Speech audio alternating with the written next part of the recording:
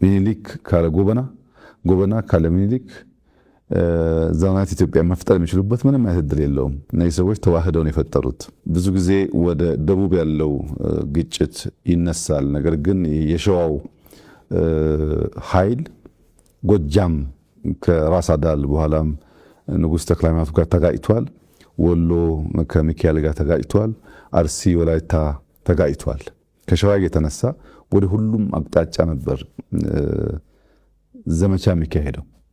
ይህንን ዘመቻ የመሩ ሰዎች ንጉሱ ሚኒሊክ ቢሆኑም ጦር አዝማቹ ደግሞ ጎበና ነበሩና በውህደት የተሰራ መሆኑን በግልጽ ያሳያል። ሁላችን አንተም እኔም ማንኛውም ኢትዮጵያዊ መለስ ብሎ የሚኮራበትን የአድዋን ታሪክ ብናነሳ ሚኒሊክ ከገበየው ውጭ፣ ሚኒሊክ ከባልቻ ውጭ አልሰሩትም። በውህደት የተሰራ የጋራ ድል ነው። በጋራ የተፋለሙበት ለአንዲት ውድ የከበረች ሀገር ዋጋ ከፍለው ለማኖር ሀገራቸውን አስቀድመው የጋራ ህልውና አስቀድመው በጋራ ዘምተው በጋራ ሞተው ያጸኑልን ያቆዩልን ሀገር እንዳለ ያሳያል።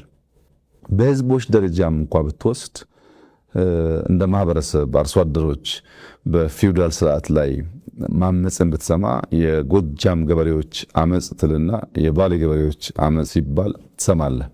እና እስከ በኋላ ድረስ ባለው ታሪክ ውስጥ እነዚህ ሁለት ህዝቦች ለዘመናት አብረው ሲዘምቱ፣ ሲጋቡ፣ ሲነግዱ፣ ሲኖሩ በብዙ ሲዋሃዱ የኖሩ መሆናቸውን የኢትዮጵያ ታሪክ በግልጽ ያስቀምጣል። በእርግጥ ይህ ባህሪ በሁለቱ ብሔር ላይ ብቻ የተወሰነ አይደለም። ብዙዎቹ ላይ እንደዚህ አይነት የመዋሃድ እና አብሮ የመኖር ልምምዶች በስፋት ኢትዮጵያ ውስጥ አሉ።